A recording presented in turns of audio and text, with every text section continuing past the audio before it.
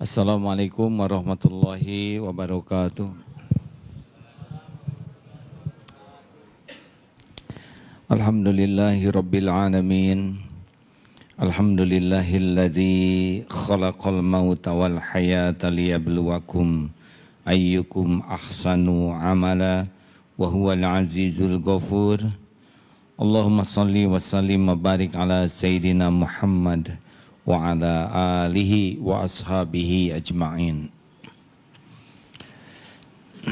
Mudah-mudahan kita termasuk orang-orang yang selalu merasa dilihat Allah, sehingga tidak ada tempat bagi kita untuk merasa aman dari berbuat maksiat. Dan mudah-mudahan kita termasuk orang-orang yang yakin Allah tahu apapun yang terjadi. Jauh lebih aman dianggap salah padahal kita sudah berbuat benar daripada kita menyalahkan orang yang benar. Kita disalahkan tidak ada masalah, tapi kita berbuat salah itulah masalah. Rasulullah juga disalahkan sebagian orang. Kita konsisten saja berbuat benar, berbuat yang Allah sukai. Kalaupun kita salah, kita akui, kita tobati. Terlepas orang jadi percaya atau tidak kepada kita itu tidak penting. Tapi kita benar-benar disukai Allah itu urusan terpenting kita. Bagi orang yang belum mengenal Allah dengan baik, dia cenderung tidak akan konsisten. Dia akan beda di depan dan di belakang. Karena disangkanya Allah tidak tahu di belakang. Dia akan beda mulut dan hati. Karena disangkanya Allah tidak tahu isi hati. Dia akan beda ketika ada orang dan tidak ada orang. Disangkanya kalau tidak ada siapa-siapa, Allah tidak ada. Makanya terjadinya sikap munafik pasti karena dia belum yakin kepada Allah. Surat yang kita bahas kali ini adalah surat ke-67 Al-Mulk, benar? Ayat 12, 13, 14. Ada yang bisa membacakan? Ya.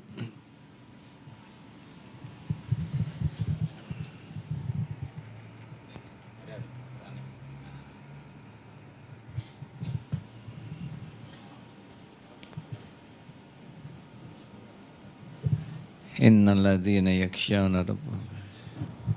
A'udzu billahi minasy syaithanir rajim.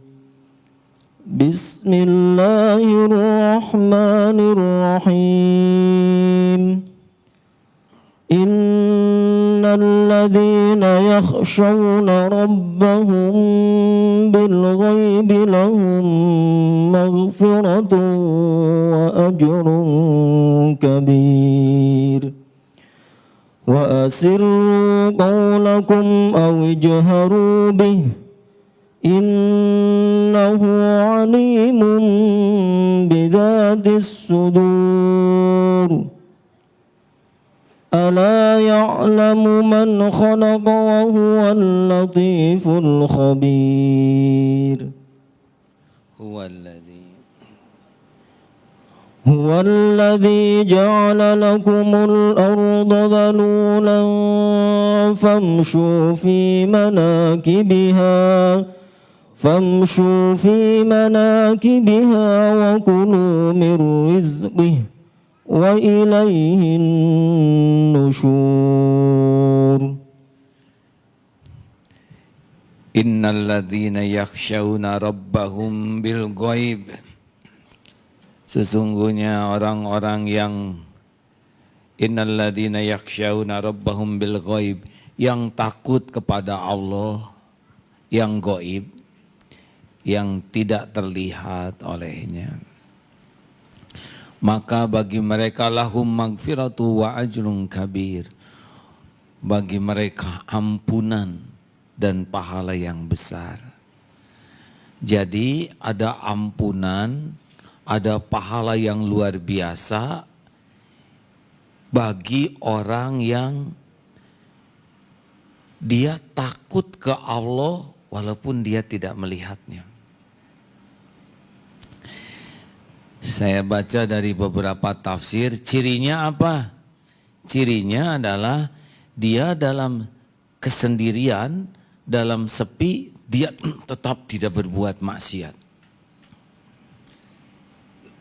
Ada orang yang berbuat maksiat terang-terangan dan bangga dengan kemaksiatannya, itu sudah tertutup mata hati. Ada yang berbuat maksiat tidak terang-terangan. Kalau ada orang dia baik, kalau tidak ada orang dia maksiat. Dia buka situs porno, dia tonton VCD porno, pokoknya dia melakukan maksiat kalau tidak diketahui orang banyak. Tapi dia hanya melakukan dengan orang-orang tertentu. Tapi ada juga yang dia tidak mau ketahuan maksiatnya oleh siapapun. Tapi di kamar atau di luar negeri yang dia tidak dikenal siapapun, dia maksiat. Ini tidak termasuk ayat ini. Yang termasuk ayat ini adalah dia benar-benar dimanapun, kapanpun, situasi apapun, dia tidak berbuat maksiat. Karena dia tahu ada Allah yang maha melihat. Jadi dia sudah tidak memerlukan pengawasan siapapun untuk jadi baik. Ini orang-orang yang lahum magfiratu wa ajrun kabir. Dalam hadis Bukhari Muslim tentang 7 kelompok orang yang akan mendapatkan naungan. Jadi nanti pas kiamat ke-7 kelompok ini dapat perlakuan spesial, di mana tidak ada naungan lagi pada waktu itu. 1, masih ingat? Pemimpin yang adil. 2, pemuda yang tumbuh dalam ketaatan, kepatuhan kepada Allah. Jadi ini adik-adik ini kalau kemudian terus senang agama, itu sudah menjadi orang yang nanti di akhirat nanti akan mendapat naungan. 3, orang yang hatinya terpaut ke masjid, lelaki khususnya ya, yang ke masjid tuh sudah nyantel saja, kalau tidak ke masjid tuh sengsara. Sholat maunya ke masjid, pulang dari mana-mana maunya ke masjid. Lebih merasa aman, nyaman dengan rumah Allah daripada rumah siapapun. Yang keempat, ini ada tukar-tukaran tempat sedikit, yaitu orang yang lelaki yang digoda oleh wanita rupawan dan berpangkat, punya kekuasaan, cantik, ngegoda, ngajak zina, dan dia menolak karena takut ke Allah. Nah ini, jadi di sini dia dapat. Ya punten sekali kalau digoda oleh yang tidak menarik sama sekali dan miskin gitu, banyak hutang, mungkin dia nggak sekuat digoda oleh yang punya kedudukan dan rupawan. Wah itu berat nolaknya. Karena dia bisa punya kekuasaannya, ayo zina sama saya. Tapi ini menolak karena takut kepada Allah. Masuk termasuk ini. Yang selain dapat ampunan, pahala besar, juga naungan. Lalu siapa lagi? Yaitu orang yang dalam kesendirian senang nangis ke Allah. Ini termasuk salah satu di antara yang ke-7. Jadi tahajud itu dia tidak membutuhkan siapa-siapa untuk menikmati. Kenapa orang nangis? Karena takut ke Allah. Begini ya, kalau sebelum dosa itu yang dibesarkan khauf, takut. Kalau sudah jadi dosa, ada khauf dan roja. Takut tidak mendapat ampunan karena tobatnya tidak benar, tapi saat yang sama dia roja, berharap ampunan Allah yang Maha Pengampun. Kalau sebelum punya amal, kita roja besarnya, harapan, pertolongan. Kalau sudah punya, kita harus ada keseimbangan khauf dan roja, takut tidak diterima nih.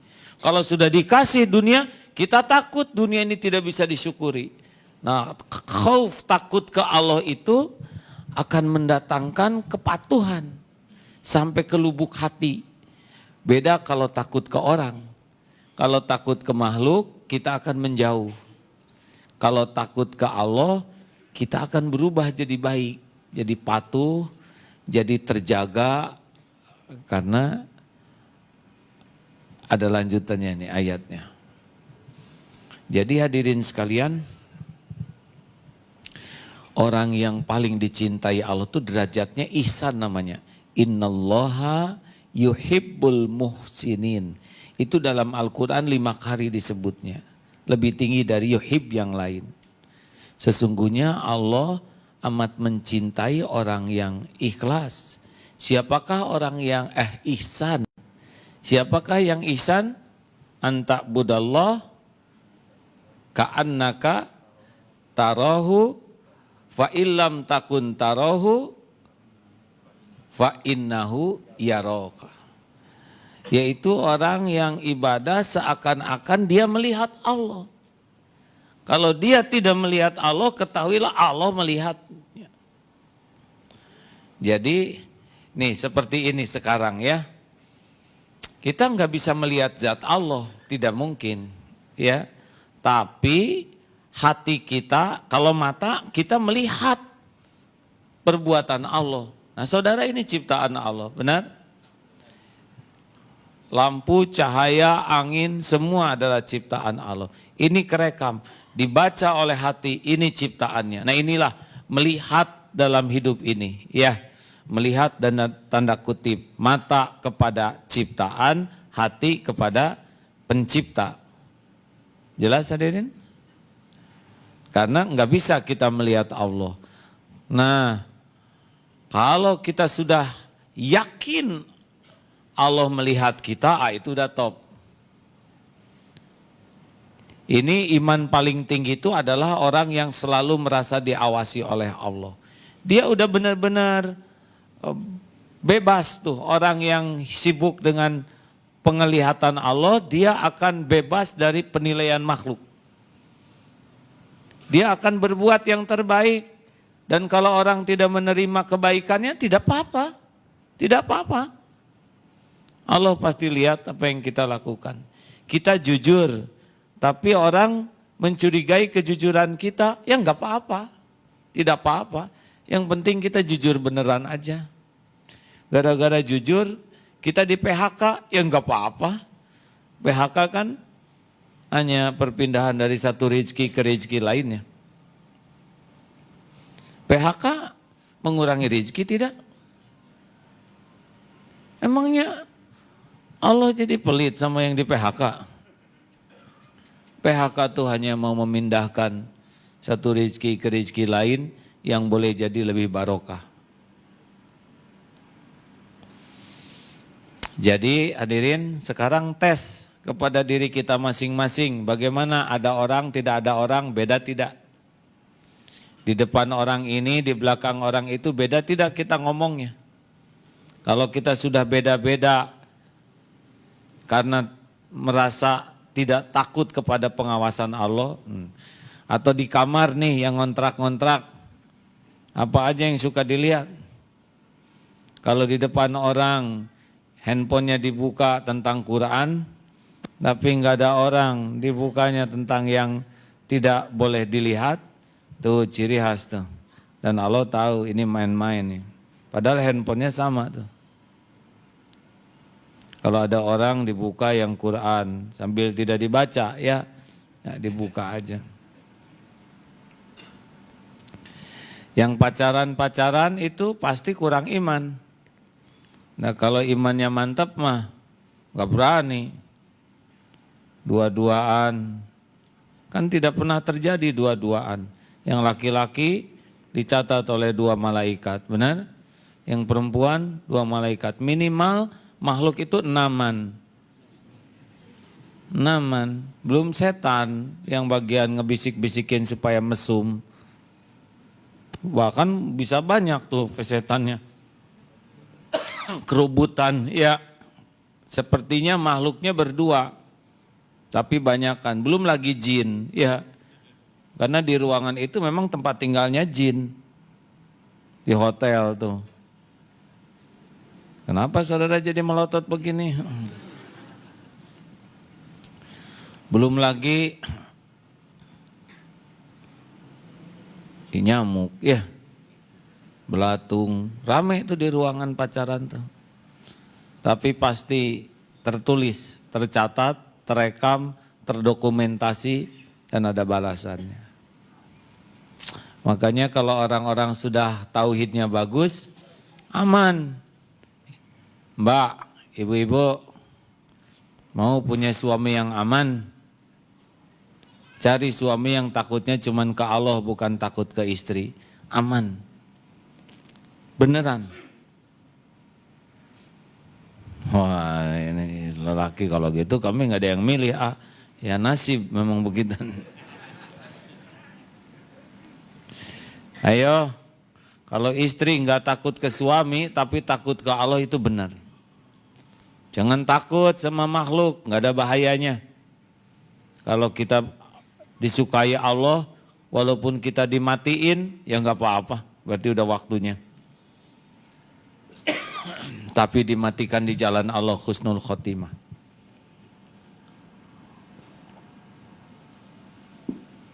Wa astiru qaulakum awijharu bih innahu alimum bidati sudur.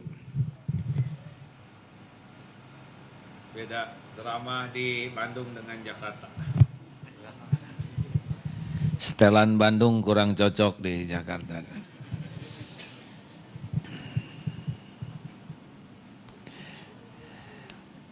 Bagaimana? Yang ke-13 apa? Wa asirru, mau engkau rahasiakan, awijharu, atau engkau jaharkan. Mau kita rahasia-rahasia, mau terang-terangan, innahu alimum bidati sudur. Sesungguhnya dia mengetahui apa yang ada di lubuk hati.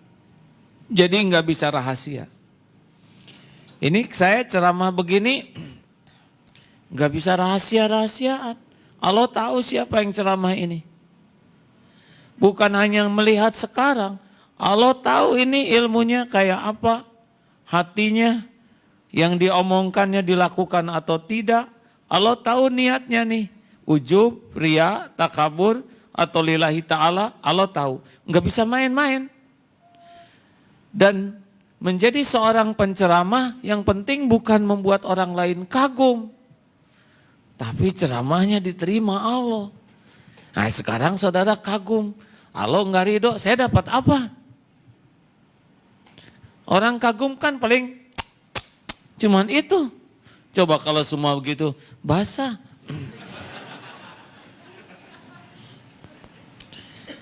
Jadi ceramah itu adalah benar-benar harus serius kepada ini Allah yang maha mendengar dan tahu isi hati. Perlukah kita ingin dikagumi orang, mau apa? Perlukah kita ingin mempesona, mau apa? Yang perlu mah cuma satu, niatnya benar, yang diomonginnya benar. Niat lillahi ta'ala, ngomongnya bisa dipertanggungjawabkan. Dan cocok dengan kelakuan, habis sudah di sana. Perkara masuk ke hati saudara, itu bukan pekerjaan saya. Saya tidak tahu hatimu seperti apa dan bagaimana memasuki hatimu. Sudah hatinya enggak jelas di mana tempatnya, gimana masuknya. Benar? Oleh karena itu para ini lelaki sejati tidak usah lebay. Kalau nanti saudara mau tertarik ke seseorang, ngomong lempang-lempang saja. Tidak usah dengan kemulukan-kemulukan, apalagi kebohongan. Lempeng-lempeng saja bicara mah, A, B, B, C, C, sesuai hati, lisan, dan Allah terima. Cukup. Kita udah ngomong benar, kita dimarahin, ya enggak apa-apa. Orang marah ke kita itu urusan dia, tapi kita ngomong benar urusan kita. Setuju hadirin?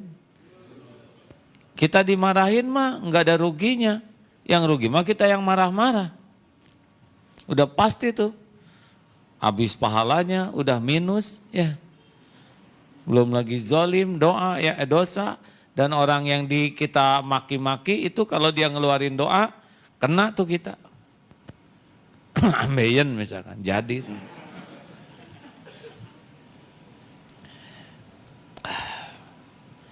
Mari kita biasakan untuk wa asiru qaulakum awijharu bih innahu alimum bidatis sudur.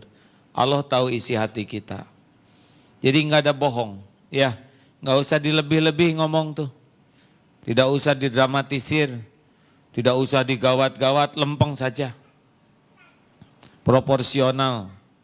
Tapi garing juga jangan jadi seperti robot. Saya mau ke pasar, itu juga nggak sunatullah, ya. Allah menciptakan nada suara tuh supaya rada bagus pendengaran kita. Baik, ayat yang ke-12 tadi apa? Innalladzina yakhshawna rabbahum bil ghaib lahum magfiratu wa ajrun kabir. Sesungguhnya orang-orang yang takut kepada Allah yang tidak dilihatnya gaib lah ya. Seperti sekarang kita nggak bisa lihat Allah, tapi kita takut mau ngambil misalkan dari kantor kita ngambil sehelai saja. Ini tidak ada yang tahu. Atau jepitan buku kita ambil nih dari kantor bawa ke rumah. Tidak ada yang tahu. Tidak terdeteksi oleh manajemen. Allah tahu? Kenapa Allah begitu sayang kepada orang yang tidak maksiat walau dalam kesendirian? Kayak gitu tuh. Dia ngambil satu saja jarum pentul enggak mau. Masuk ke kamar mandi teman, mau sampo ada.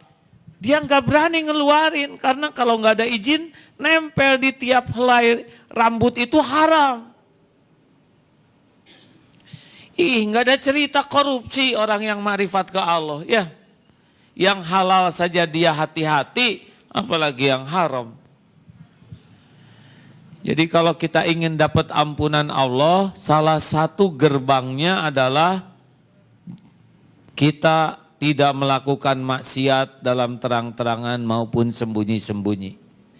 Orang-orang yang bisa menjaga diri di dalam kesendirian, menjaga diri dalam ketersembunyian, itu orang-orang yang takut ke Allah, dia akan dapat ampunan dan pahala yang besar.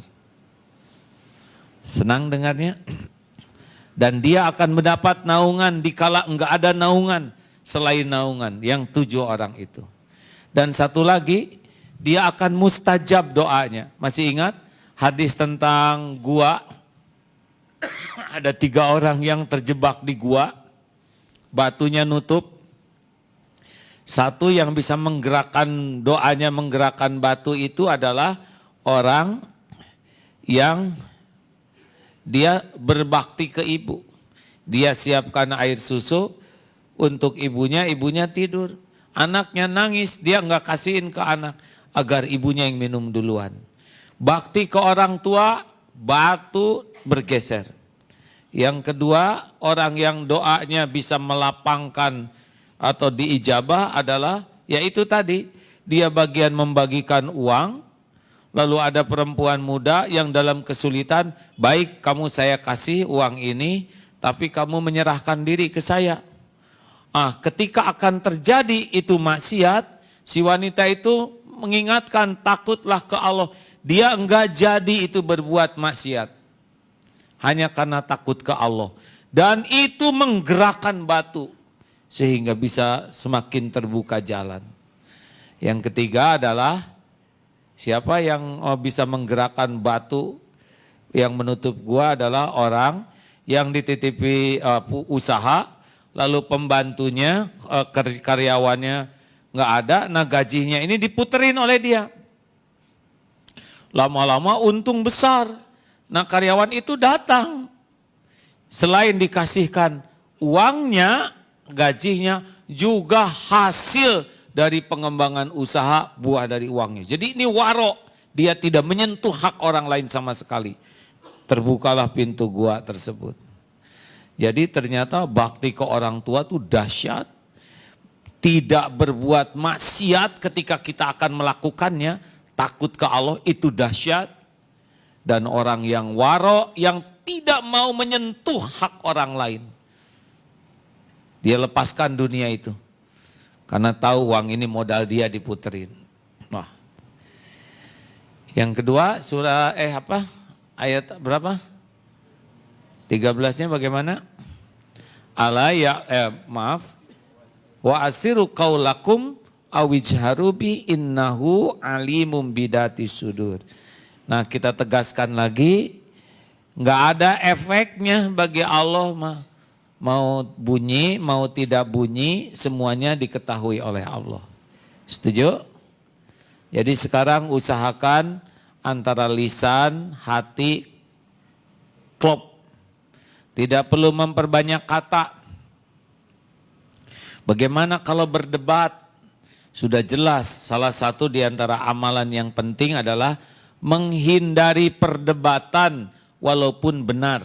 Kenapa? Karena debat itu lebih ke nafsu, ingin menang. Kalau kita ingin menang, kebenaran tuh jadi dikalahkan oleh nafsu ingin menang, betul? Dia nyinggung perasaan, kita marah, kita ngomong lebih nggak enak, dia lebih tersinggung, lebih marah. Jadi di mana kebenarannya? Orang kalau mencari kemenangan, itu kebenaran tuh suka tertindas oleh dia. Makanya ibu-ibu, Bu, ya kalau nggak ngejawab juga nggak apa-apa. Ma, oh harus sebut ma sekarang. Gimana nih kalau suami lagi, wah debat, udah diem aja mengalah. Ya, kita sekarang membela diri, bapak yang gak punya perasaan. Jadi lunak hatinya, gak ada cerita. Kayak nyiram bensin ke api, diam aja dulu. Diam itu bukan menyerah. Diam itu bukan mengaku salah. Diam itu meredakan masalah.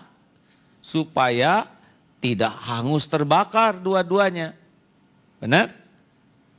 Jadi kalau kita tidak berdebat itu bukan berarti membenarkan yang salah dan kita jadi enggak, itu hanya upaya kita supaya tidak kebakaran di rumah kita. Diam, Allah juga tahu kita benar. Mungkin waktunya belum tepat untuk mengatakan kebenaran itu. Kalau dia lagi emosi kita ngomong benar tetap dianggap salah. Kamu ya gak nurut, nunduk aja. Kenapa kamu nunduk? Kita mau apa lihat saya? Ha? Jadi harus gimana? Apa kedip-kedip? Menghina ya? Salah terus. Makanya kalau ditanya oleh istri, Pak, misal. Kata istri, tuh lihat ada perempuan cantik Pak. Cantikan mana? Dia atau saya? Tenang ya. Nanti pasti salah tuh Pak. Ya cantikan ibu dong. Pura-pura. Ya udahlah cantikan dia. Tuh kan lelaki kurang ajar gitu. Cantikan mana? Cantikan yang paling takwa. Wow kalau gitu saya kurang takwa ya. Salah lagi kan. Ya. Udah gak usah diperpanjang, senyum aja. Jangan suka dikit kepancing keluar lagi. Nanti kepancing. Coba periksa. Ujungnya jadi kebaikan atau keburukan. Punya rumah juga capek-capek nyicil gak dinikmati. Kalau di dalamnya penuh perdebatan. Benar? Naik mobil nih mahal. 1 miliar, 2 miliar. Pakai AC bagus di dalam marah-marah. Mendingan naik ojek gue hadirin ya. Betul? Ayo hindari perdebatan. Kita mah nggak perlu debat kusir. Ada saatnya kita harus mengalah kalau suasana sudah panas. Karena kalau benar mah nggak perlu dengan marah-marah. Ya, kalau kita benar tidak perlu dengan emosional. Ada memang saatnya kita harus bersikap tegas. Tapi itu ada ilmunya sendiri ya. Setuju? Ayat selanjutnya. Ala ya'lamu man khalaqa wa huwal latiful khabir. Apakah Allah yang menciptakan tidak mengetahui? Ini sebuah pertanyaan ala Quran ya. Artinya semuanya Allah latiful khabir. Allah maha halus lagi maha mengetahui. Jadi halus itu detail. Allah tuh maha tahu tentang kita tuh detail sampai ke lubuk hati tuh yang paling-paling dalam. Makanya kalau mau dekat dengan Allah itu enggak rumit. Tidak perlu ikrar seperti koalisi gitu ya. Enggak perlu, kalau mau dekat dengan Allah mah enggak ribet. Enggak perlu pakai perjanjian yang tertulis ada wartawan, ya Allah saya akan dekat denganmu. Di lubuk hati yang paling dalam aja Allah udah tahu nih. Tidak usah juga ditulis di status lebay itu, status BBM atau segala macam itu. Kini aku jatuh cinta kepada Allah. Ini malah seperti cari perhatian seseorang ini ya. Ya Allah, hanya engkau lah yang tidak akan menyakitiku. Itu berarti di rumah banyak yang nyakitin ya. Atau hanya cinta kepadamu ya Allah yang tidak bertepuk sebelah tangan. Dia baru diputusin tuh ya. Jadi kadang-kadang kita menggunakan Allah tuh sebagai itulah objek. Gimana gitu, kurang sopan sekali ya. Halo? Tidak usah dihapus yang baru nulis itu barusannya. Tidak salah. Kata-kata itu tidak salah. Tapi Allah mah nggak perlulah cerita-cerita yang sebetulnya sepertinya buat Allah padahal kita lagi gitu ya, cari perhatian someone. Allah hanya engkau yang ada di hatiku. Engkaulah pujaanku ya Allah. Tulis di sana. Itu kata-kata yang benar. Mudah-mudahan hatinya juga benar. Atau jangan-jangan dia lagi memikat seseorang. Ini karena yang dipikatnya orang yang suka ke Allah, maka frekuensinya disamakan. Itu baru frekuensi status hadirin. Belum frekuensi hati. Nah Allah, Al-Latif, tahu persis. Gini hadirin ya, kita sering berbicara masalah keperluan. Dengar ini penting. Apa sih yang kita tahu tentang keperluan kita? Gak ada apa-apanya. Kita taunya dikit banget tentang keperluan kita. Lebih dahsyat kita tidak tahu yang kita perlukan. Yang penting sekali setiap saat. Benar? Sebutkan kepada saya bagaimana keperluan kombinasi oksigen yang kita hisap. Bingung kan? Sebutkan komposisi air mata supaya dia tetap normal gerakannya dan bagaimana komposisi otot mata ini supaya tidak kecapean. Bingung kan? Bagaimana supaya waktu nelen dia nggak masuk ke paru-paru? Itu sederhana. Gimana saya ngomong supaya pita suara saya getarannya bisa dipahami saudara? Padahal saya tidak tahu pitanya seperti apa. Coba kan repot ya gak? Saya niat ceramah bunyinya bunyi sapi.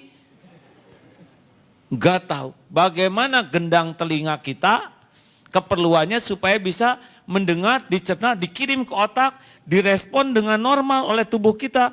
Sehingga sedang ngangguk-ngangguk begini ya gak? Siapa yang nyuruh ngangguk kan? Coba kalau terus muter gitu kan. Allah, tuh kenapa ketawaan? Karena telinga mereka benar. Mendengar, oper ke sini, gerakan otot, pipi angkat, suara bunyikan dikit. Gitu, alhamdulillah. Ini dahsyat hadirin. Saat kita duduk ini triliunan aktivitas nih tubuh ini.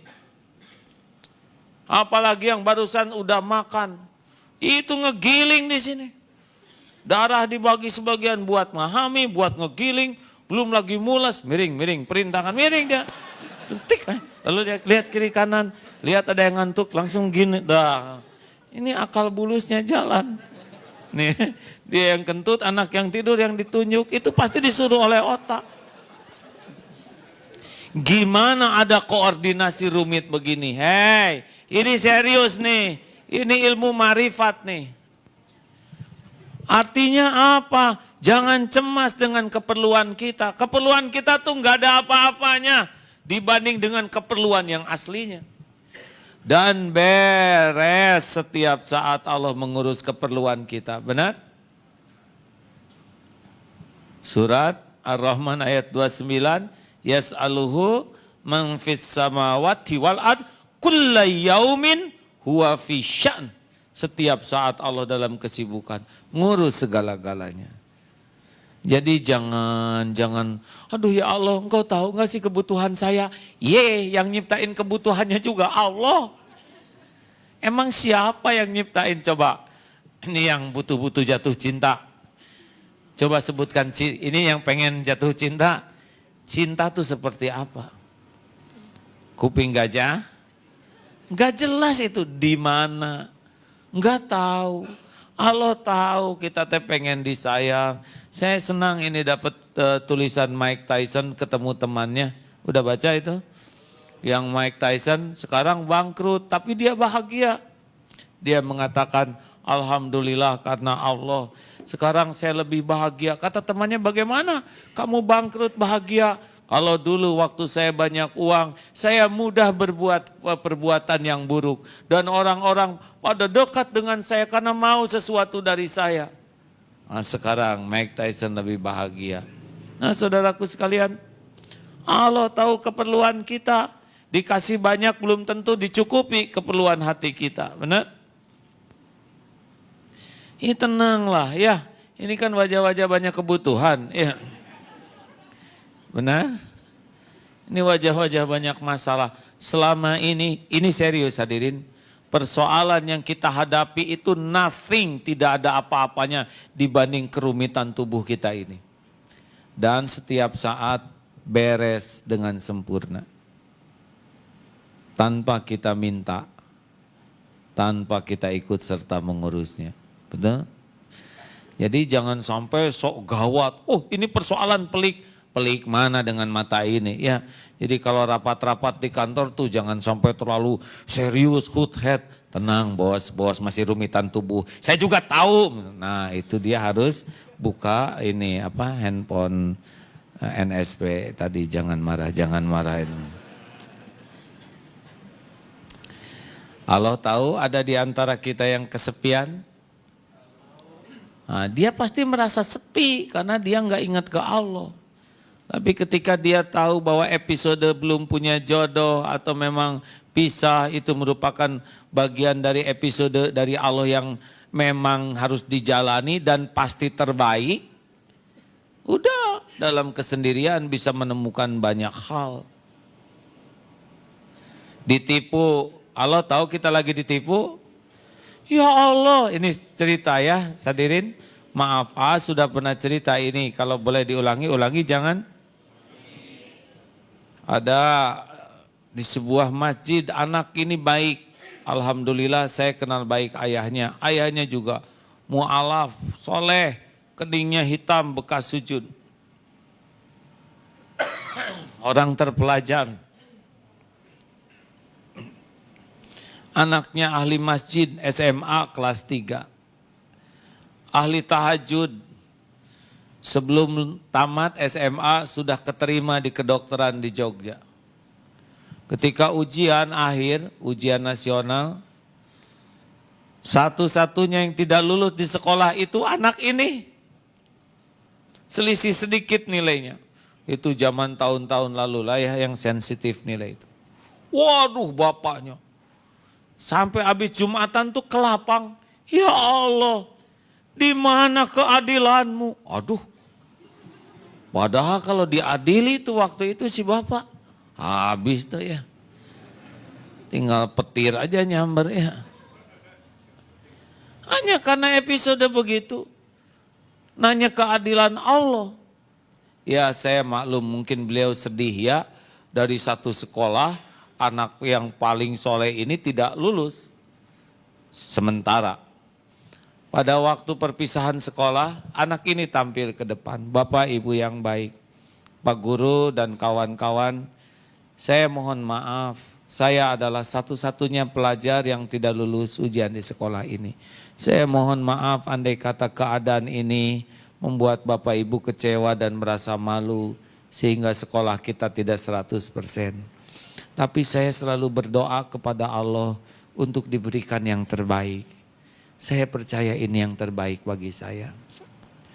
Namun demikian saya tetap memohon maaf jikalau apa yang terjadi pada diri saya mengecewakan semuanya. Itu pada nangis, guru-guru, murid sampai pada nulis I love you, begitu katanya. Tenang, mantap, orang geleng-geleng kepala. Sesudah itu beliau ikut paket C, tetap lulus ya, kuliah pada waktunya. Hanya dibelokkan sedikit oleh Allah untuk ditampakkan kematangan orang ini. Sehingga kata orang-orang ini yang gak lulus bapak ibunya katanya. Nangis aja seharian anaknya mah kalem. Udah tahu Allah gak akan berbuat jelek, benar? Justru dibelokkan dikit itu takdir. Supaya ketahuan kematangannya, kemantapannya orang yang yakin kepada Allah. Begitu, jangan rewel, jalanin aja hidup ini ya. Masalah kita tuh gak ada apa, teman kantor saya nyebelin, itu kan gak ada bedanya dengan dirimu ya. Tapi saya dihina, apa sih penghinaan orang? Penghinaan orang ke kita tuh gak ada apa-apanya dibanding kehinaan kita yang asli. Tapi saya lagi gak punya uang sambil makan aja, pakai baju berteduh, mobil tuh gimana ya saya gak punya uang.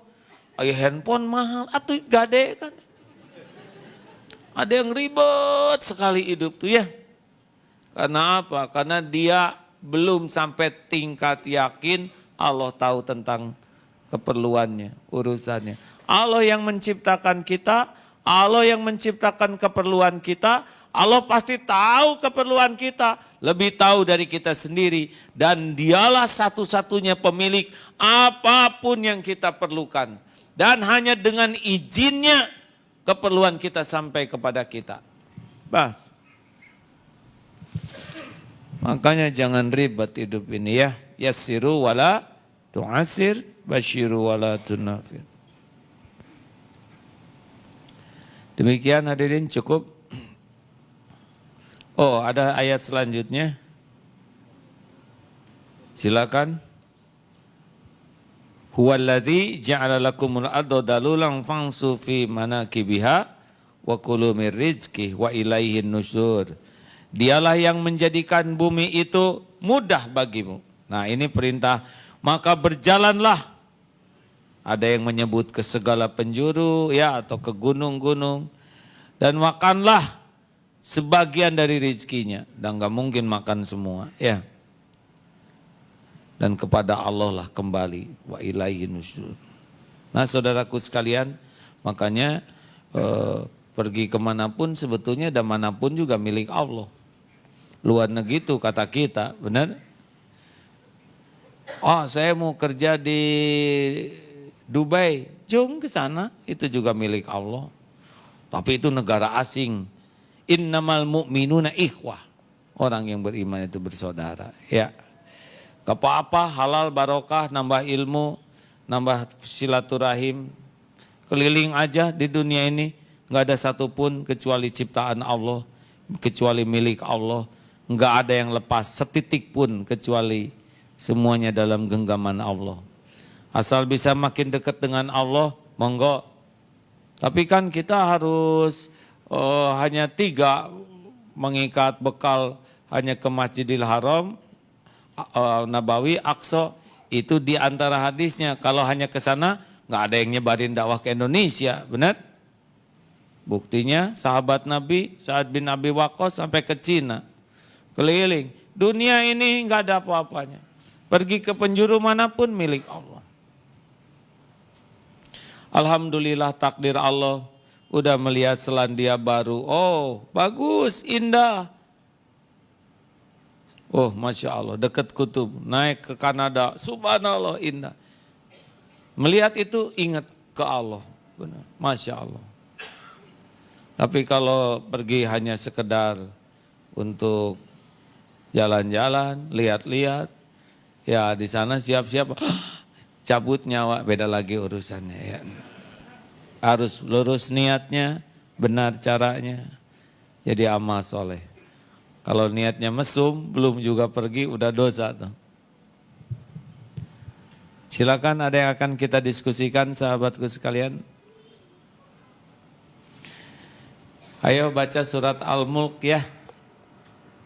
Orang tuh ada fadilah-fadilahnya enggak Ustadz Edi? Al-Mulk bisa dibacakan? Kalau ada yang punya dalil-dalil lebih lengkap, bantu saya menyampaikannya. Karena surat Al-Mulk ini cuma 1 halaman, 2 halaman seperempat ya. 2 halaman seperempat, apalah seminggu juga ya. Tinggal diulang aja tiap hari baca 40 kali. Iya. Tabarakalladzi biyadihil mulk. Tabarakalladzi biyadihil mulk. Tabarakalladzi biyadihil mulk. Coba 40 kali. Nanti disuruh lupa juga susah ya. Dan tidak perlu ngapalin Quran. Yang penting mah dibaca sesering mungkin sambil diingat-ingat ya.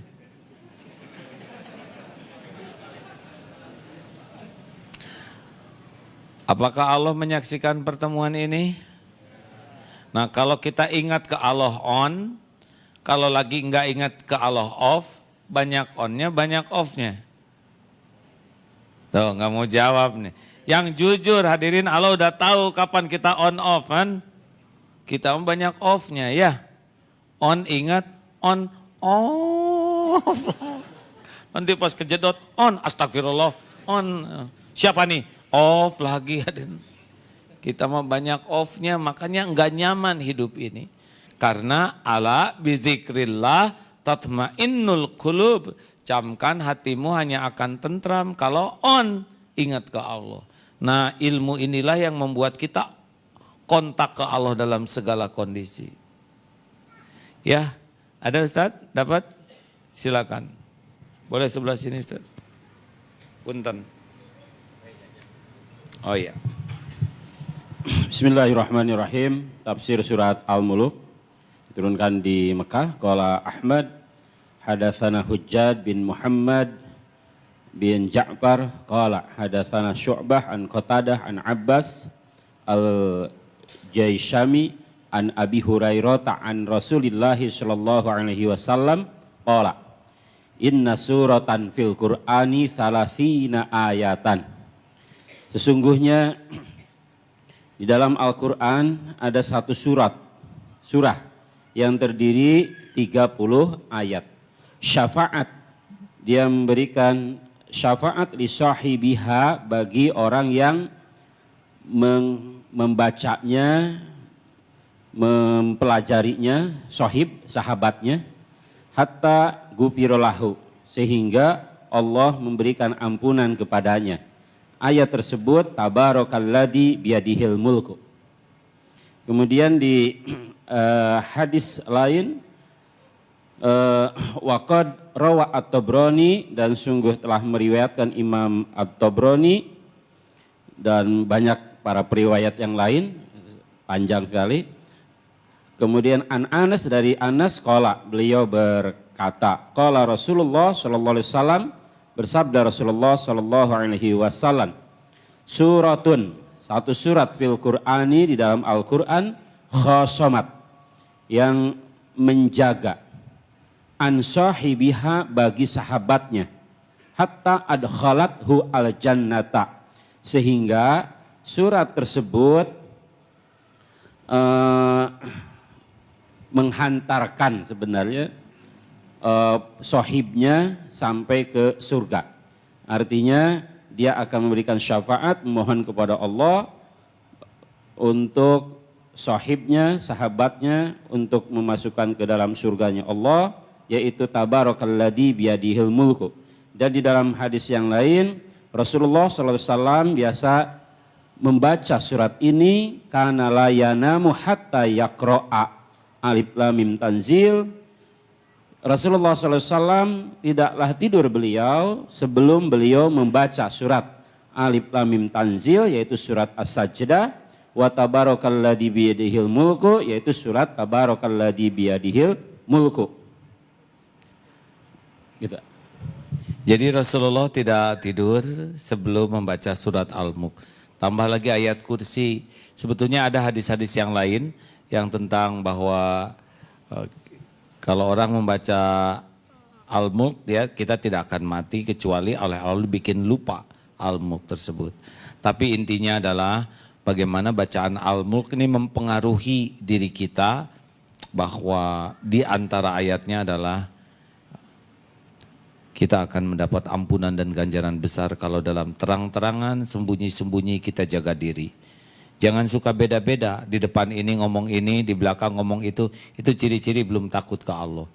Bagi yang takut ke Allah sama saja, di depan, di belakang, si A, si B, Allah Maha melihat. Ya, ya'lamu baina aidihim wa ma khalfahum. Baik, ada pertanyaan tentang tauhid ini, silakan.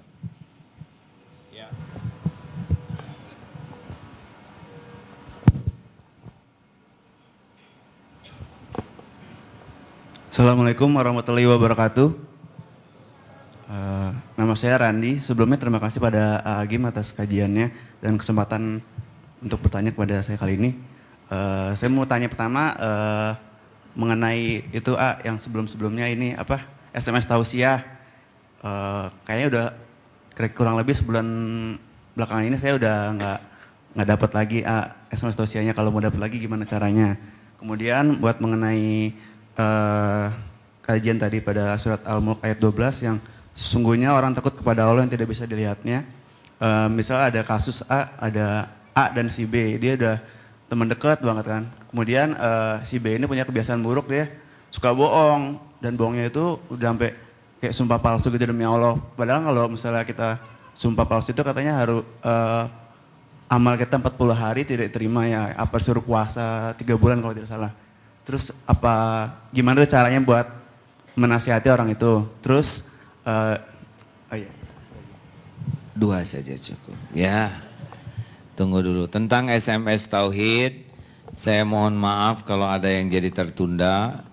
Memang kendalanya banyak sehubungan dengan SMS sekarang jarang ada yang gratis. Jadi untuk mengirim 0,5 juta sehari itu, alhamdulillah sangat sibuk begitu ya, kadang-kadang ada yang tidak terkirim. Tapi insya Allah akan segera ada solusi, ada teman yang punya mesin bisa mengirim sampai 1 juta nomor dengan biaya 1 bulan itu Rp1.000. Kemahalan tidak? Kalau mau gratis juga nanti akan kita mintakan gratis, tapi asa kurang gimana ya. Hidup gratis itu seperti yang minat jadi kekal duafa namanya.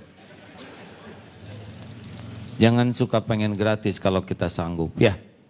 Itu kufur nikmat. Yang kedua tentang bagaimana berkawan. Kawan itu ada berapa jenis? Minimal 4 jenis. 1, kawan boleh kita pilih kawan. 1, orang yang bisa jadi guru ibadah. Jadi kalau kita bertemu dengan kawan ini, kita bisa meningkatkan kualitas ibadah kita. Ibadah itu keyakinan ke Allah dan kepatuhan serta kepasrahan. Ya. Kalau punya teman kayak gini jangan jauh-jauh. Dia akan jadi charger. Tiap ketemu dia biasanya ke Allah nambah, ke akhirat jadi pengen ingat akhirat, dan ibadah juga jadi bagus. Jadi kalau ada teman yang kalau ketemu tuh tambah yakin ke Allah, tambah ingat ke akhirat, ya, pengen bekal akhirat dan senang beramal, itu udah sebaik-baik kawan. Yang kedua adalah kawan ibadah. Dia tidak nambah ilmu ke kita, tapi kalau kita ketemu dia, kita semangat ibadahnya. Jadi ada ilmu nggak nambah, tapi semangat. Ini namanya kawan ibadah, boleh. Yang ketiga, murid ibadah, dia ngasih ilmu enggak, tapi kalau ketemu dia, kerjanya nanya melulu. Ajarin dong ini sholat kenapa, ini sholat sunat, nggak ada pada asar. Itu bikin kita jadi belajar. Nah, itu juga bagus jadi kawan. Yang keempat, yang tidak ganggu ibadah. Dia mah sholat enggak, ngajar enggak, tapi ngeganggu juga enggak. Kalau kita mau sholat, monggo misalkan. Jangan, duhur masih panjang, jangan kegesitan dong. Allah Maha Pengampun. Nah ini tinggalin yang gini. Yang tidak ganggu ibadah. Tapi yang kelima, nah ini jangan mau berkawan. Bukan memutuskan silaturahim, tapi enggak mau aja karena dia virus. Yaitu orang yang rusak ibadah kita. Ibadah itu prioritas, hadirin. Kita diciptakan tuh untuk ibadah. Rasulullah tuh ibadah tuh prioritas di atas apapun. Orang kalau mau niru Rasulullah, pertanyaan pertamanya adalah ibadah sampai sejauh mana jadi prioritas. Ada mahdoh, ada ghair mahdoh. Yang kedua, ibadah tuh adalah kesenangan Rasulullah. Jadi banyak kesenangan, tapi kesenangan Rasul itu adalah ibadah. Kenapa? Karena itulah saat kita dekat dengan orang, itulah saat kita dekat dengan Allah.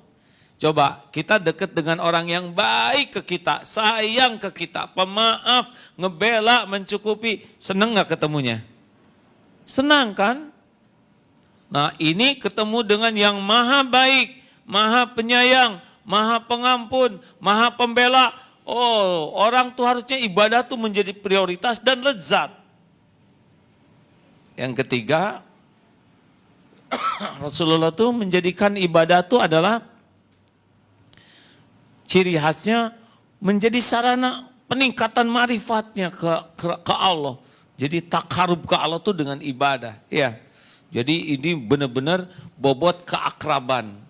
Selain senang juga penambah keakraban ibadah. Dan memang ciri yang lainnya ibadah Rasul itu tidak emosional. Tidak boleh all out sehingga mengabaikan kewajiban yang lain.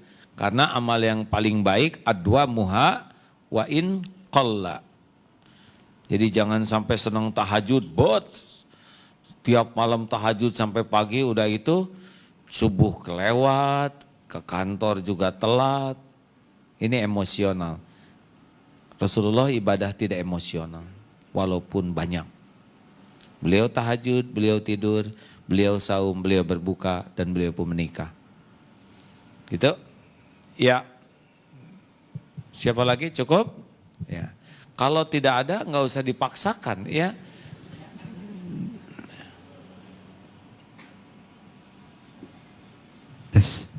Bismillahirrahmanirrahim. Assalamualaikum warahmatullahi wabarakatuh.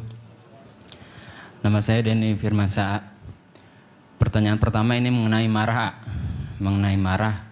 A sering bilang bahwa marah itu sangat dilarang lah atau diusahakan jangan sampai kita marah. Karena ketika kita marah itu sama seperti kita memaku. Jadi ketika kita memaku, setelah kita marah, memang pakunya bisa copot, tapi lubangnya masih ada. Itu ketika posisi kita marah. Tapi ketika kita yang kena marah, A sering bilang marah atau kritik itu diibaratkan seperti keripik ya. Jadi kita terima dan kita nikmati. Nah, kejadiannya posisi saya itu sebagai orang yang dimarahi ya. Sebagai orang yang dimarahi dan di depan orang banyak membuat saya tidak nyaman dan itu tidak tepat isinya, kontennya. Pukulan pertama memang saya ngerasakan sangat tidak nyaman A. Tapi saya sempat dengar saya ingat yang disampaikan oleh A, saya berusaha untuk jangan sampai kelebihan lah istilahnya. Jangan sampai istilahnya menaruh hal yang tidak nyaman. Lama-kelamaan saya mencoba mencairkan, tapi ternyata orang yang memarahi saya justru malu sendiri A. Malu sendiri ke saya tapi justru malah menjauh dan ketika kita bertemu agak tidak nyaman. Biasanya saling menyapa juga agak tidak nyaman. Saya juga jadi agak sulit sendiri untuk mengakrabinya. Nah, persoalannya Persoalannya bagaimana sikap yang seharusnya saya lakukan? Iya, baik. Makasih ya. Ya, terima kasih ya. Sering nggak dimarah atau sekali-kali aja? Sekali-kali aja. Jawab. Sekali aja. Sekali Ya. aja, variasi lah ya. Kita harus tahu ya, hidup ini teh nggak akan mungkin monoton. Terus oleh Allah tuh divariasikan. Hari ini ada yang muji, besok ada yang nyaci. Hari ini uang ada, lusa dompet hilang. Hari ini urusan segala gampang. Minggu depan tuh mampet aja itu. Yang janji nggak datang dan sebagainya. Hari ini dibelai-belai, besok teh melotot yang ngebelainya. Jangan aneh, ini teh dunia, ya. Dunia mah kayak gini, mau kemana? Nikmati aja. Kan orang beriman mah nggak ada ruginya. Diberi nikmat dia bersyukur, syukur jadi kebaikan. Diberi ujian dia bersabar, sabar jadi kebaikan. Buat kita mah sama aja. Puji, caci, ada, tiada, dideketin, dijauhin, sehat, sakit. Sami mas, ladang amal. Lihat Abu Bakar As-Siddiq ketika dimarahin, balas marah? Iya, iya. Sesudah jengkel, sebelumnya mah tenang. Rasulullah juga senyum aja di sampingnya. Tapi ketika marah, Rasulullah pergi. Kenapa? Karena pada waktu marah, waktu sabar, yang ngumpul malaikat mendoakan. Ketika marah, malaikat pergi, yang ngumpul setan. Ya. Ada sekali-kali ini kan, nggak rutin kan? Kenapa dimarahin? Ini menarik, ada seorang mahasiswa kerja di luar negeri, dia nggak punya salah tuh, sampai ke kantor dimarahin oleh bosnya, kamu ini kerja nggak benar. Sambil tidak tahu ini materi yang dimarahnya. Tapi anak ini mikir begini, ya Allah, ini saya takdir ujuk-ujuk dimarahin. Pasti ini saya punya dosa yang lain. Yang penggugurnya adalah kemarahan bos saya yang gak jelas ini. Jadi si bos ngambek ini memikir, dosa saya apa, astagfirullah. Jangan-jangan tadi nyakitin istri di rumah. Oh, jadi yang ngambek mah sesuai dengan episodenya. Yang ini mah muter cari dosa pengundang ini, yang bikin saklar ini nyala, ya. Mending gitulah. Kenapa saya dipermalukan di depan orang? Ya boleh jadi ada dosa kita yang ketebusnya dengan rasa tertekan seperti itu.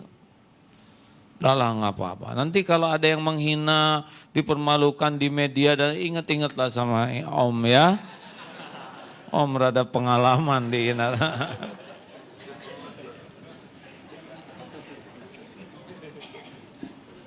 Betul? Tenanglah, hanya episode ya. Jadi salah satu kata kuncinya gini ya, kita dalam rumah itu piring dengan sendok tuh bunyi tuh. Paket rok. Suami, istri, adik, kakak dengan mertua itu mesti ada saat-saat tertentu, betul? Persahabatan justru bahaya kalau sahabat terlalu dekat sampai nanti keterikatan hatinya tidak proporsional lagi, ini akan lebih bermasalah ya. Dah. Makanya dalam segala hal juga bersahabat juga tetap proporsional. Setuju? Kalau udah terlalu lengket gitu ya, ini bahaya juga nanti. Bisa segala sesuatu yang berlebihan pasti menimbulkan masalah. Kendalikan diri untuk tidak berlebihan. Dalam suka tidak berlebihan, dalam tidak suka juga jangan berlebihan. Ya.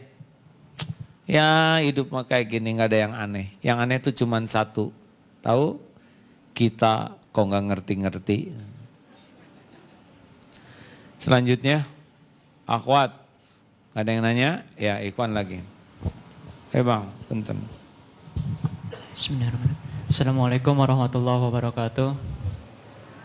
Di pembahasan awal tadi tentang birrul walidaina, saya mau tanya, apabila ada orang tua yang hatinya hanya bisa dibahagiakan dengan materi, sedangkan anak tidak memiliki kemampuan untuk memenuhinya begitu. Lantas dipilihlah jalan untuk menjadi anak yang soleh.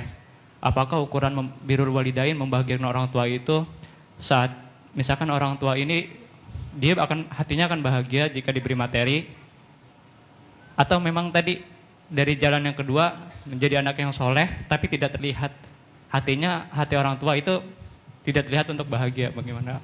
Makasih. Ya ini episode juga, kita nggak bisa milih orang tua kita, ya. Kita nggak pesan dari orang tua yang mana. Kalau bisa pesan mah ya Allah, saya pesan dari yang baik banget ya. Enggak, ada yang brojol dari orang tuanya enggak Islam. Ada yang brojol dari yang enggak tahu bapaknya. Itu bukan sebuah kesalahan bagi dia. Karena takdir ini bukan takdir yang bisa memilih. Ada yang brojol teh galak bapaknya. Terima, tidak mau yang mana lagi, itu yang ada ya. Terima. Lalu gimana dong? Gini ya, setiap orang juga ada pahala berbeda-beda. Kayak kaki kita nih. Ada yang udah lancar bagus. Ada yang dibikin kakinya nggak ada sebelah. Ada yang dua-duanya. Ada yang lumpuh. Itu beda pahala jalan ke sininya juga tuh. Mau ngaji itu kan, waduh perjuangannya beda hitungannya dengan yang blucut-blucut kayak kita gini. Sama orang tuanya, mana mobil nak? Itu mobil bu. Ibu juga tahu itu mobil orang. Mobil kamu.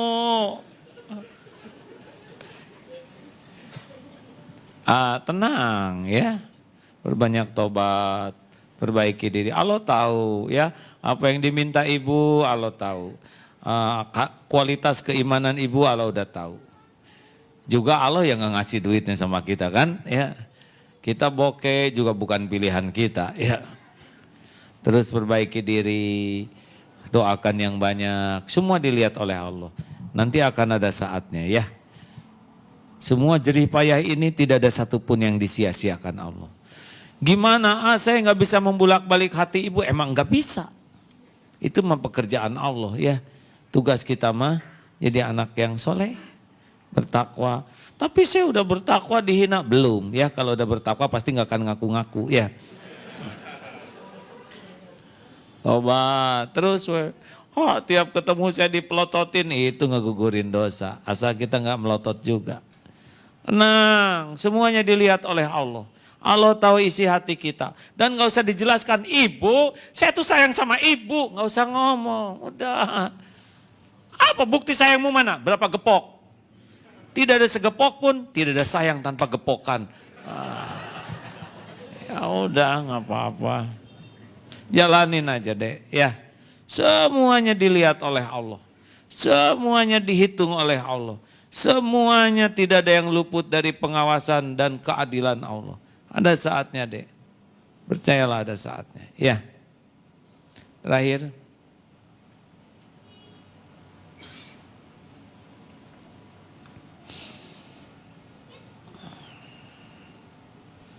Jangan kemalaman pulangnya ya. Besok libur. Libur panjang ya. Udah ke Bandung nih. Nah, seperti sekarang ya, wah pasti macet. Pulang juga belum, udah mikirin macet ya kan. Jalanin aja lah. Kalau macet tinggal tidur. Gimana ya, tinggal belok ke perhentian ya. Udah ada hidup, udah tidur juga seneng macet, kita masih hidup, betul? Mau ngapain kita ngarang lagi, jalanin aja. Saya mah ingin sepi, udah ke gunung pindah. Hidup mah. HHN, hadapi, hayati, nikmati. Ya. Warahmatullahi wabarakatuh. Mau tanya, tadi kan pembahasan mengenai surat Al-Mulk ya. Saya ingat waktu saya kecil, guru ngaji saya suka bilang sama saya kalau minggu malam itu sebaiknya baca surat Al-Mulk karena manfaatnya supaya kita terhindar dari sisa azab kubur. Benar nggak seperti itu? Terus yang kedua, sekarang ini kan lagi santer dengan virus MERS ya, Middle East Respiratory Syndrome. Gimana MERS ya? aja. Iya. dengan kita yang mau ke sana. Makasih ya. Assalamualaikum. Adalah manusiawi kita takut. Karena udah dijanjikan oleh Allah ya. Wah ada virus, nggak takut, bohong ya. Saya juga ada nih ketar-ketir dikit ya. Dan rasa takut itu juga ciptaan Allah. Kan jelas, walanabluwannakum bisyai'im minal khauf. Nah ini sekarang lewat virus nih. Tapi mau dibawa kemana takut itu? Mau dibawa jadi nggak beramal? Mau dibawa jadi banyak amal? Ini saya berangkat tanggal berapa Ustaz? Ustaz kapan berangkat? 23 Mei? Lebih dekat dong. Ya, pantas rada pucat begini. Kan mau dibawa kemana ketakutan ini? Alladzina idza asabathum musibah qalu inna lillahi wa inna ilaihi rajiun. Harus kembali ke Allah. Kembalinya gimana? Satu, yang namanya virus itu semua adalah ciptaan Allah. Mau MERS, mau apa ya, mau flu burung, flu onta, itu semua adalah mutlak ciptaan Allah. Apa sih kerjaan virus? Yusabbihu lahu ma fis samawati wa ma fil ard. Bertasbih. Kalau setiap virus jadi penyakit, ini ruangan banyak virus nih. Wajah-wajah saudara itu kan bukan wajah virus. Rentan virus kita ini.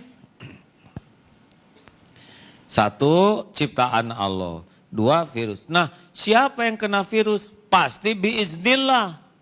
Tidak ada itu virus kena ke kita, kecuali Allah yang menetapkan harus kena.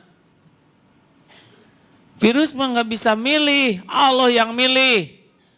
Ma asaba min musibatin illa biiznillah. Tak ada musibah yang menimpa tanpa izin Allah. Nah jadi sekarang gimana caranya supaya kita nggak kepilih gitu kan? Gini ibu bapak, saya takut mati jumlah kematian tanpa MERS ya itu tetap pada mati. Mati itu bukan karena virus, mati itu cuma satu sebabnya.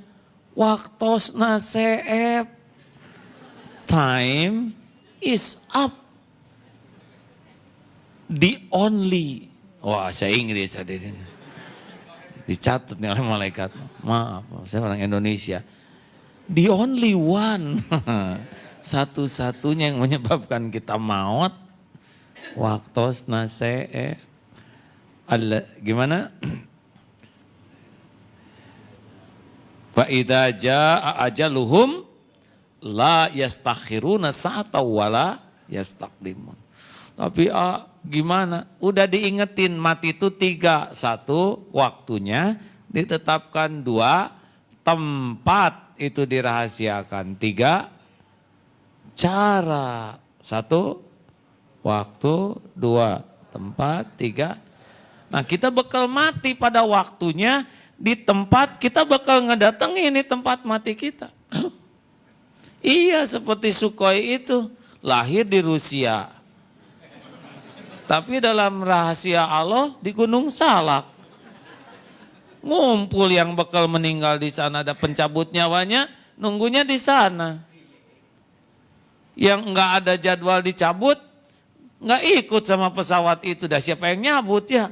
Kasihan udah babak belur nggak dicabut. Dan nggak akan ketukar. Yang nolong ini aja yang deket mustahil. Ya. Semuanya presisi. Lebih ringan Ustaz Edi ya. Jadi siap-siap. Tulis wasiat dari sekarang ya. Misi pas kita di sana. Sama saya bagian 16 Juni ya. Kalau 16 Juni mungkin kalau saya takdirnya di sana meninggal. Ini ya, saat-saat akhir ketemu kita nih. Atau mungkin Bapak duluan ya. Nggak perlu ke sana kok Pak. Kalau mau meninggal mah. Itu juga yang lagi pacaran dibacok atau hadirin. Mati aja ya. Kurang lebih bawa tuh meninggal lagi pacaran. Banyak jalan menuju mati. Nah, Allah menciptakan syariat. Syariat ini juga adalah amal soleh. Misal ya, tingkatkan daya tahan tubuh. Kesana pakai masker N99. Benar masker yang, benar itu masker itu gitu? Naik sekarang N95 hadirin. N29 tuh salep rupanya salah. Sok tahu lagi saya. N95 mahal sekarang ya. Jangan N29 cuma di sini aja. Terus ya di sana menghindari kerumunan. Ini syariat saja. Kecuali kalau di sana sudah ada travel warning. Ini sudah apa? Endemi yang itu tuh. Ya. Kalau itu janganlah. Ini syariatnya. Loh di sini mati juga oleh flu Mercy misalkan ya beda lagi ya. Nah, enggak ke sana juga, di sini tetap mati. Syariat saja. Yang udah tua, sepuh, yang punya sakit paru-paru jangan. Ke sana sini cuci tangan. Karena bakteri mudah ya. Habis megang cuci tangan, jauhi misalkan ada peringatan jauhi unta, ya lah udah nggak usah dipotet sama unta lah. Ya. Memang sekarang lagi begini. Sempurnakan. Udah gitu kena, enggak apa-apa udah waktunya. Udah itu meninggal, ya udah. Berarti udah episodenya harus lewat itu. Sepanjang belum ada peringatan endemi, dalilnya masih boleh. Kalau udah ada larangan, ulama ngasih fatwa, niat umroh sudah sampai, kita enggak berangkat juga pahalanya ada. Ya. Begitu. Nah saya kan sekarang juga belum fit nih, punya waktu nih setengah bulan untuk tingkatkan syariat ya. Syariatnya kalau mau dibuat sakit itu daya tahan tubuhnya kurang. Begitu Mbak, plus doa, karena doa bisa merubah satu takdir ke takdir lain. Plus sodakoh yang banyak ya, kelenceng misalkan mau narik tuh yang 2 real, yang ketarik 20 real, kebeg. Ingat MERS, oh ya. Kalau keluarnya 2 real lagi ya virus udah lihat, ya pelit ya mah. Iya.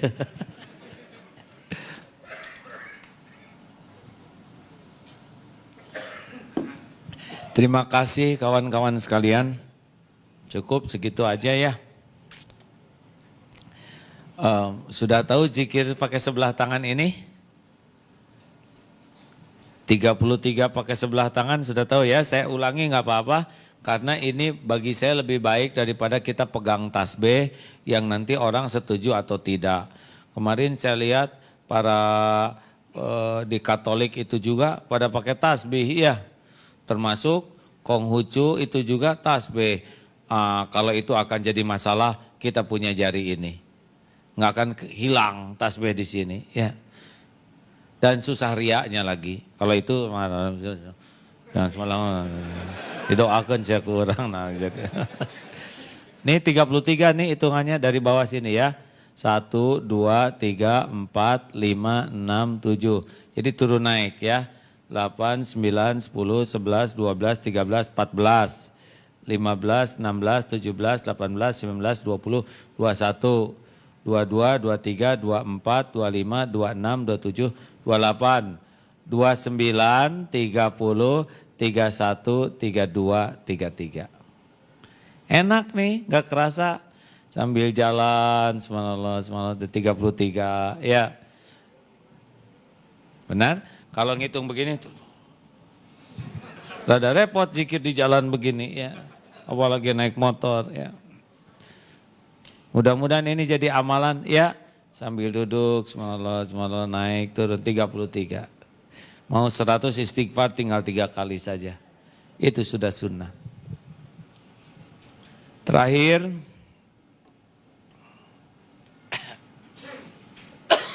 tadi sudah rekaman lagi untuk nada sambung. Kalau yang itu sudah belum dicoba?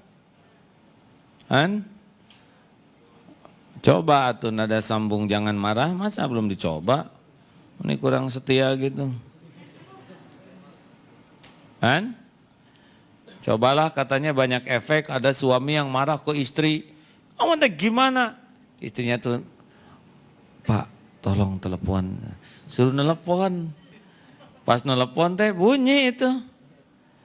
Kan, udah tahu kan bunyinya belum? Oh pantesan belum ikutan. Ini bunyinya teh. Tiba-tiba bunyi aja gitu. Mana di bunyi nanti hadirin? Tadi mah ada. Siapa yang mau saya telepon yang udah bunyi? Jangan diangkat nih ya. Karena berkahnya justru pada tidak. Untuk beli NFP ini, tekan 5 tarif 9.900. Semakin marah, semakin kurang akal sehat kita, semakin buruk wajah kita, semakin runtuh martabat kemuliaan kita, dan semakin dibenci oleh Allah Subhanahu wa Ta'ala. Juga orang-orang tidak akan pernah. Makin marah, makin jelek gitu. Jangan marah, justru itulah yang membuat hati tenang, akhlak mulia, dan wibawa tetap terjaga. Oh jangan marah, jangan marah. Ada suami yang ketika marah ke istrinya, langsung suruh dengerin ini, diem. Makanya ini NSP ini untuk para yang punya bos galak ya. Asang ini. Jadi kalau ya bos saya laporan lewat telepon, jangan dulu diangkat. Jangan marah, jangan marah. Marah hanya akan membuat akhlak jadi hina, akal jadi rendah. Nanti saya tidak akan marah, cuman saya pecat langsung. Yang tadi itu yang dibuat itu, oh jangan mendramatisir masalah. Betapa seringnya kita mempersulit diri, mempertegang, mempergawat. Padahal berapa banyak yang kita takuti sesudah dijalani tidak pernah terjadi. Yassiru wala tu'assir, mudahkan, jangan dipersulit. Mudahkan, jangan dipersulit. Aduh, di kantor kan bos, telepon ke saya, wah bener nak, kamu naik pangkat. Silakan kalau mau ini, ada nanti diusahakan tiap minggu tuh ganti satu judul ya. Ada tentang syukur, tentang munafik, tapi yang baru ada sekarang adalah NSP tentang jangan marah ini, la tagdob. Caranya sudah tahu? SMS ke 1212, tulis Aagim 1. Gampang lah ngapalinnya kan, 1212 Aagim, baru Telkomsel dulu. Biayanya 1.000 seminggu, kemahalan. Saya sudah minta mau digratiskan tapi asal nggak ada wibawa ya hidup penuh gratis. Tapi kalau yang nelepon bisa ngopi, tapi kalau daftar 1212 Aagim 1. Nanti Aagim 2 insya Allah hari Senin depan tentang jangan mendramatisir masalah. Terima kasih kawan-kawan sekalian, mudah-mudahan ada manfaatnya. Apakah Allah sedang menyaksikan pertemuan ini? Melihat kita, tahu masalah kita, jawab, tahu isi hati kita. Apakah Allah tahu yang terbaik bagi kita? Siapa yang lebih menyayangi kita? Pernahkah Allah berbuat jelek kepada kita? Sedikit saja Allah berbuat zalim kepada kita, pernahkah? Tidak pernah dan tidak akan pernah. Kita menderita karena kitalah yang menzolimi diri kita sendiri. Baik hadirin, bersedekahlah ya. Silakan saudara-saudara para petugas bersedekahlah. Mudah-mudahan sedekah ini sebagai tanda syukur yang akan berbuah ma'rifat kepada Allah. Ya Allah, sempurnakanlah ganjaran dengan kemarifatan padamu. Amin. Al-Fatihah. أعوذ بالله من الشيطان الرجيم بسم الله الرحمن الرحيم الحمد لله رب العالمين الرحمن الرحيم مالك يوم الدين إياك نعبد وإياك نستعين اهدنا الصراط المستقيم صراط الذين أنعمت عليهم غير المغضوب عليهم ولا الضالين آمين. Ayat kursi. الله لا إله إلا هو الحي القيوم لا تأخذه سنة ولا نوم له ما في السماوات وما في الأرض من ذا الذي يشفع عنده إلا بإذنه يعلم ما بين أيديهم وما خلفهم ولا يحيطون بشيء من علمه إلا بما شاء وسع كرسيه السماوات والأرض ولا يؤوده حفظهما وهو العلي العظيم بسم الله الرحمن الرحيم قل هو الله أحد الله الصمد لم يلد ولم يولد ولم يكن له كفوا أحد بسم الله الرحمن الرحيم قل أعوذ برب الفلق من شر ما خلق ومن شر غاسق إذا وقب ومن شر النفاسات في العقد ومن شر حاسد إذا حسد بسم الله الرحمن الرحيم قل أعوذ برب الناس ملك الناس إله الناس من شر الوسواس الخناس الذي يوسوس في صدور الناس من الجنة والناس Allahumma salli ala Sayyidina Muhammad wa ala alihi wa ashabihi ajma'in. Hadirin, mari sejenak kita tundukkan hati kita sambil kita istighfar. Allah Maha tahu siapa diri kita yang sebenarnya. Tidak ada yang tersembunyi.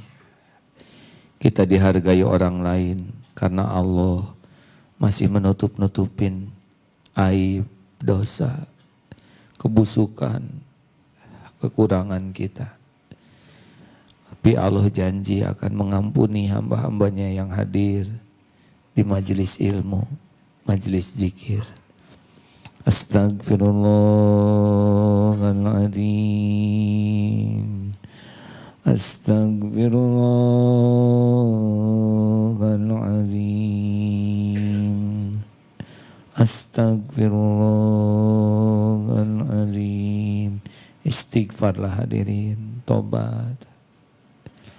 Allah Maha mendengar, Maha tahu hati kita. Istighfar sambil buka lembaran-lembaran hitam. Istighfar sambil buka lembaran kelam. Tobatlah yang hidupnya penuh kemusyrikan selama ini. Yang punya Tuhan yang lain selain Allah. Yang menuhankan duniawi ini, yang menuhankan nafsu, yang menuhankan pujian orang. Astagfirullahaladzim. Astagfirullahaladzim. Istighfar yang hidupnya banyak munafik, yang hanya membangun topeng, bukan membangun isi. Yang hidupnya beda, yang nampak dan yang tersembunyi. Istighfar para pembohong yang janjinya tidak ditepati, yang khianat terhadap amanah. Astagfirullahaladzim. Astagfirullahaladzim. Istighfar yang durhaka kepada ibu bapak, yang air susu dibalas dengan air tuba, yang jarang menatap, menyapa ibu bapaknya dengan kasih sayang, yang kikir, yang jarang mendoakan orang tuanya dengan tulus. Apalagi bagi yang orang tuanya sudah wafat, pasti menanti-nanti doa anak. Astagfirullahaladzim. Rabbighfirli waliwalidayya warhamhuma kama rabbayani saghira. Astagfirullahaladzim. Istighfar yang pernah mendekati zina atau yang pernah tergelincir berbuat hina, Allah pasti melihat, pasti dilihat. Yang matanya kotor sering melihat yang haram, yang pikirannya kotor. Istighfar yang tubuhnya kotor. Allah Maha tahu semua maksiat yang terang-terangan, yang sembunyi-sembunyi. Istighfar yang pernah memakan makanan haram, minuman haram, yang di tubuhnya banyak daging yang tumbuh dari yang haram. Istighfar yang memberi makan keluarganya dengan harta haram.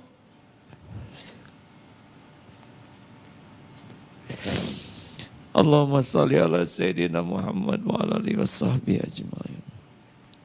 Ya Allah, Rabbana innaka antas samiul alim wa tub alaina innaka antat tawwabur rahim. Allahumma inna nas'aluka taubatan nasuha ya Allah wa taubatan qoblal maut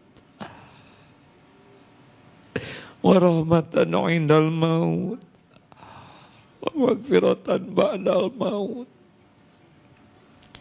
Allahumma hawwin alaina fi sakaratil maut. Allahumma inna nas'aluka husnal khatimah wa na'udzubika min su'il khatimah. Allahumma ighfir lana wa liwalidina warhamhum kama rabbawna shighara. Ya Allah, kuatkan iman kami ya Rabb. Jangan biarkan dunia ini menyilaukan dan memperbudak kami. Jangan biarkan nafsu menggelincirkan dan menjerumuskan kami. Ya Allah, jangan biarkan syahwat membuat hidup kami berkubang maksiat. Jangan biarkan amarah menjadikan kami makhluk zalim, ya Allah. Ya Allah, Allahumma rzuqna al-istiqamah. Istiqomahkan kami dalam yakin padamu, ya Allah. Istiqomahkan kami dalam nikmatnya ibadah. Istiqomahkan kami ya Allah dalam nikmatnya amal soleh. Jangan cabut nikmat iman ini ya Allah. Jangan cabut nikmat ibadah kami. Rabbana la tuzigh qulubana ba'da idh hadaitana wa hab lana min ladunka rahmah innaka antal wahhab. Doa yang maha menatap, jadikan saat ini saat mustajab ya Allah. Engkau maha menatap, mendengar, menyaksikan. Engkau yang mengumpulkan kami. Engkau penggenggam langit dan bumi ya Allah. Kabulkan doa kami ya mujib. Amin ya rabbal alamin. Hadirin Allah pasti mendengarkan kita, doalah masing-masing. Amin.